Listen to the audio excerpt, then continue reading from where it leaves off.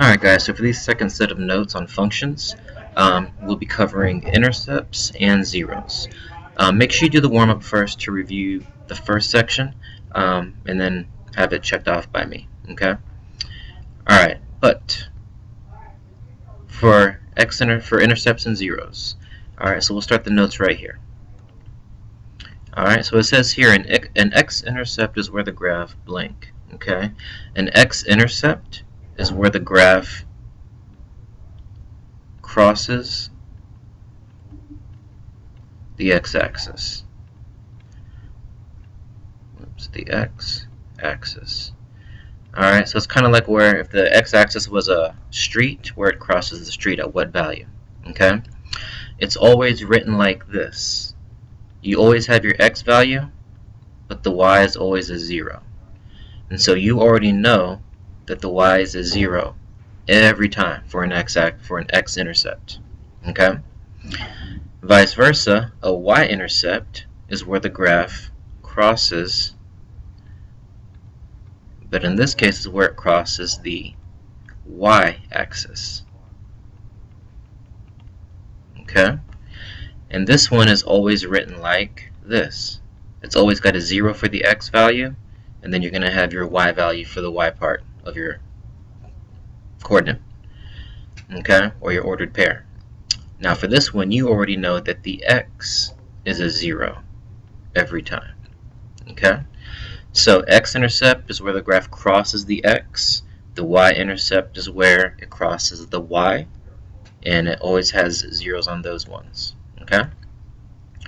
Alright, so for the first example, it asks us to find the x-intercept and y-intercepts on the graph. Notice it's got the apostrophe or the parenthesis with the s because some graphs have more than one intercept. Okay?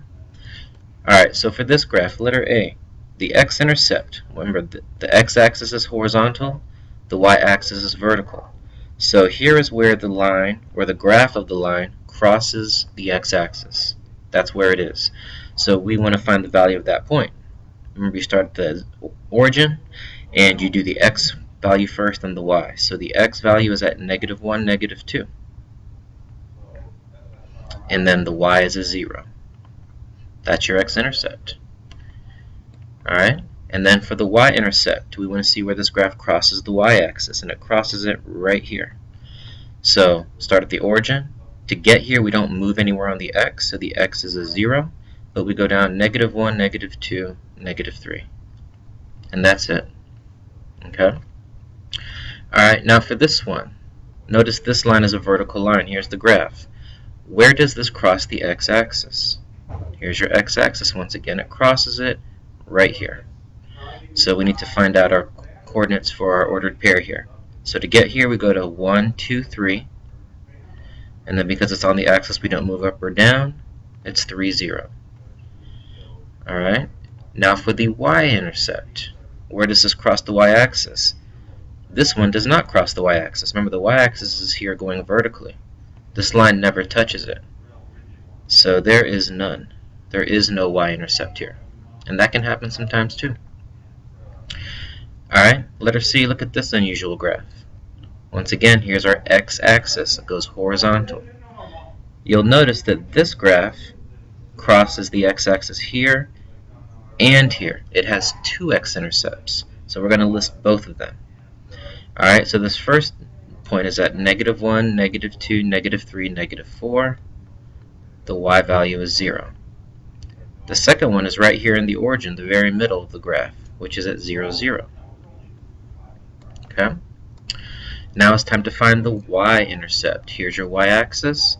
The graph crosses the y right here. That's the same point as one of our x-intercepts. Alright? So that will be at 0, 0. Okay? So once again, to recap, look what it said up here. X-intercept. It's always written as x, and the y is always a 0. Look at our x-intercepts. The y is always a 0. For the y-intercept, the x is always a 0. See? That happened here. Alright, x-intercepts. Okay, we've talked about them. They have another word, or another name by which they're called. X-intercepts are also called zeros of a function. Alright, So sometimes they won't use the word x-intercept. Sometimes they'll say find the zeros of the function, and that means the x-intercept. Okay? So the only difference, it's finding the same thing, the only difference is how you write the answer.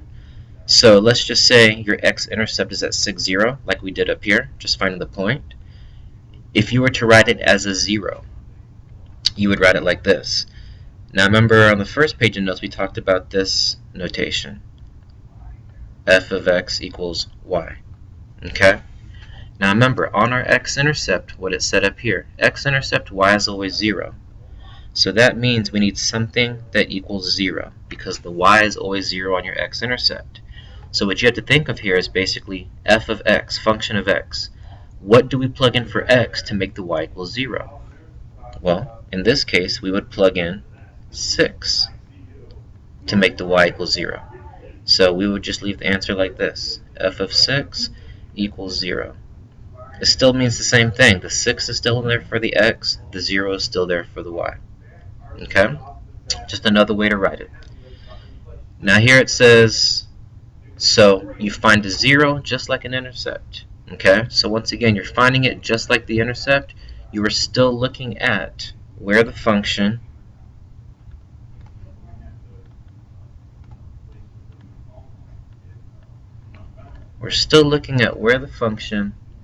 crosses the x-axis. Okay? So for the zeros, we're still doing the same thing. Where does it cross the x-axis? Alright, so let's look at example 2. Now it's asking us to find the zeros on the graph. So once again, the zeros are where it crosses the x-axis. So my x-axis is always the horizontal one. This line crosses the x right here. Okay? So if I were to write this as a 0, I'm going to write this f of some value of x, which makes the y 0. So what do I plug in for the x to make the y 0? Well, I plug it in right here. That's 1. Therefore, the x-intercept is 1, 0. Okay?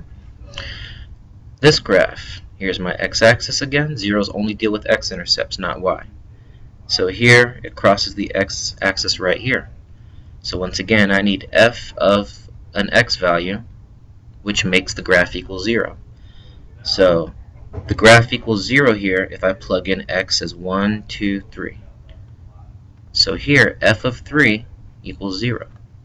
And the x-intercept would be 3, 0. Alright, now this one, I have 2 zeros. This graph crosses the x-axis in 2 parts, here and here. So I'm going to write 2 zeros. I need f of one number that makes y 0. I need f of the other number that also makes y 0. You can start wherever. I'm just going to start here. So to make this 0, I had to plug in -1. To make this equal 0, I needed to plug in 1, 2, 3.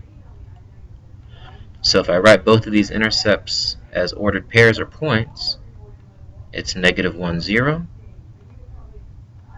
and 3, 0. Alright, so those are our 2 zeros or x-intercepts for that example. Okay? Alright, so that's how we kind of do it looking at a graph. Now what if we want to find our x-intercept or y-intercept just with equations? What if they don't give us a picture? Well, here's how we do it. To find the x-intercept of an equation, we're going to plug in something for y and solve. Well, remember what the first page of our note said? It said for x-intercepts, the y is always 0. So if we plug in 0 for y, that'll give us our x. Vice versa, to find the y-intercept of an equation, we're going to plug something in for x. So remember, for y-intercepts, the x is always 0. So here we plug in 0 for x. Okay? So you basically plug in 0 for the opposite one. Okay? So let's see how that works here. So we're going to do both x and y-intercepts here. Okay? So let's go ahead and they ask for the y-intercept first. Let's find the y-intercept. So remember, to find the y-intercept, you put 0 in for x. So this equation is 3x plus 4 equals 12. So 3x plus 4y equals 12. And I'm going to plug in 0 for my x.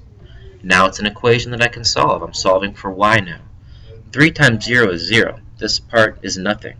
So all I'm left with is 4y equals 12. And then we know how to solve for that. To get rid of the 4 in front of the y, I divide both sides by 4. Y equals 3. Okay? So that means my y-intercept is at 0, 3. Because I plugged in 0 for the x, and out came 3 for the y. Okay? Alright, so now let's find our x-intercept. For the x-intercept, we plug in 0 for the y. Same equation. So I'm going to do 3x plus 4y equals 12. And now I'm going to plug in 0 for y. So now when I solve this equation, 3x plus 4 times 0 is 0. This basically is nothing. So all I'm left with is 3x equals 12. I'm going to solve for x by dividing both sides by 3. And finally, x equals 4. So when I write that as an x-intercept, my x value is 4. In this case, it says x is 4. What did I do for my y? I plugged in 0 for y. So that's my y value. Alright, now just to practice what we just did, practice writing it as a 0. Okay, so in this case, f of x, or f of what number, equaled 0.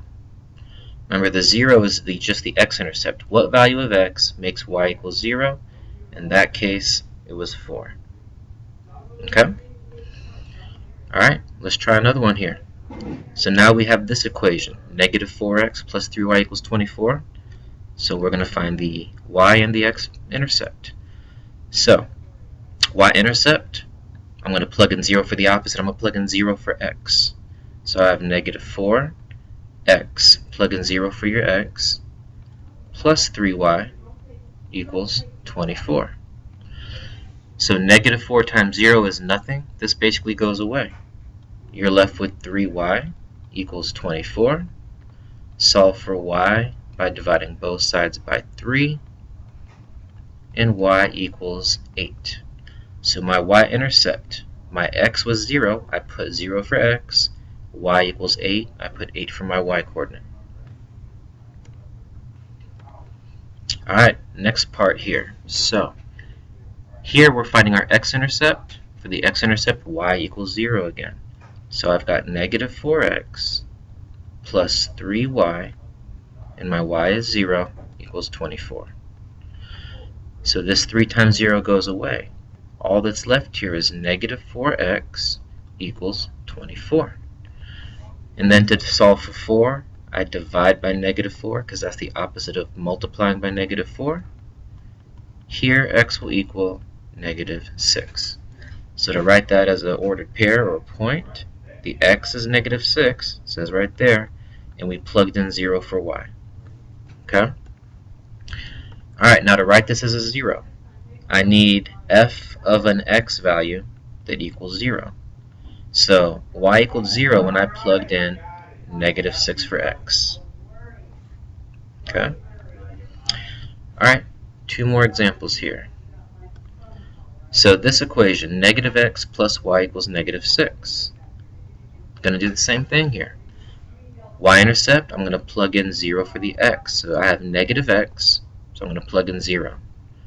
Plus y equals negative 6. Now this negative 0 is nothing. Negative 1 times 0 is nothing. So I'm just left with y equals negative 6. Alright, so when I write that as a point, 0 was my x, because I plugged that in for x. Y was negative 6, because that was the answer there. Now we're going to find the x-intercept, and we're going to plug in 0 for the y now. So it's going to be negative x plus y is now 0, equals negative 6. This negative x plus 0 is just negative x, equals negative 6. Alright, now remember, this negative x means negative 1 times x. So if you need to write that there, that's fine. Negative 1 times x, I got to get rid of the negative 1 by dividing both sides by negative 1. X now equals negative divided by negative is a positive 6. So my x value is a 6 because x equals 6, and the y is 0. Now to write that as a 0, f of x equals 0. F of what x value equals 0? Here, if I plug in 6, I get 0. Okay? Alright, last example here. So this equation is now negative 3x plus 5y equals 15. So for our y-intercept, we're going to plug in 0 for x. So negative 3x plus 5y equals 15. I'm going to plug in 0 for my x. Negative 3 times 0 is nothing, so I'm only left with 5y equals 15. Solve for y by dividing both sides by 5. Y equals 3. So the point of the y-intercept is when x is 0, y equals 3. Alright, now let's find the x-intercept, where the y is 0. So here we have negative 3x plus 5y, plug in 0 for my y this time, equals 15. Negative 3x plus 5 times 0 is nothing, so I'm left with negative 3x equals 15. Okay? Now to solve for x, it's being multiplied by negative 3. I divide by negative 3 on both sides. X equals 15 divided by negative 3, if you punch that in your calculator, is negative 5. So to write that as an ordered pair of point, negative 5 is the x, and that will give you a y of 0. And to write that officially as a 0, f of x, f of what x equals 0? Well, when I plug in negative 5 for my x, it gives me a y of 0. So f of negative 5 equals 0. Alright, so now we're going to talk about how to use our calculator to find our zeros and our intercepts. Okay? Alright, so for our first example, we're going to use this equation. F of x equals negative 3/4 x plus 5. Remember, f of x is the same thing as y. So it's like if it said y equals negative 3/4 x plus 5. Okay? So your first step is to type it in your calculator. Okay? So in your calculator, what you need to do first here is go to your y equals button. Okay? And then for your first y equals, we're going to type in exactly what it said. Negative 3/4 x, negative 3 divided by 4x, plus 5. Okay? Now, once you've typed that in, if we look back here at our notes, step 2 says hit the graph button. So, here's our graph button over here. So if I hit graph, it's going to graph our function for us. That's what the function looks like. Okay? Now, as you can see here, it only crosses the x-axis right here in one place. Alright? So that's basically what it's asking us to do right here, is to kind of get an idea how many zeros we have. We have 1 0 right here. It only crosses at one point. Okay? Now it's a little hard to see on the calculator exactly where it crosses. Okay? So in order for us to be accurate, the calculator will actually do this for us, and here's what we do. You're going to go to second calc, second button calc, and then hit number 2, which is 0. Alright, so here's how we're going to do this. Second calc, I'm going to hit the blue second button, and calc is up here above trace. So there's my second calc. Look at the menu. Here's number 2, which says 0. So I'm going to scroll down 1 so that number 2 0 is highlighted. I'm going to hit enter. Okay? Now, see the first question is left bound. It's going to ask us for a left bound and a right bound, which means we need to choose a point somewhere left of the x-intercept and a point somewhere of the somewhere to the right of the x-intercept. So a left and a right point. And then the calculator will calculate that x-intercept in the middle. Okay? So look, if we use our arrow, see how this arrow, it'll move that little cursor along the line, right? So, remember, our x-intercept's here. Remember, I don't have to even get super close to it. I just want to get somewhere to the left of it. So, you know what? I think that's good enough. I'm just going to stop here. You can stop anywhere left of it. But because we're going left, it should be on top of the x-axis, right? So I'm going to hit my enter.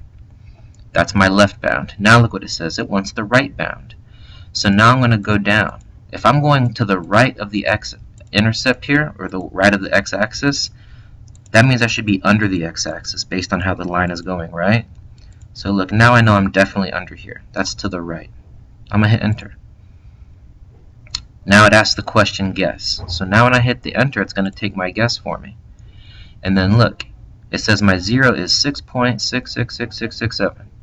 That's my 0. That's my x-intercept. Alright? Now it did ask us here to round to 1 decimal.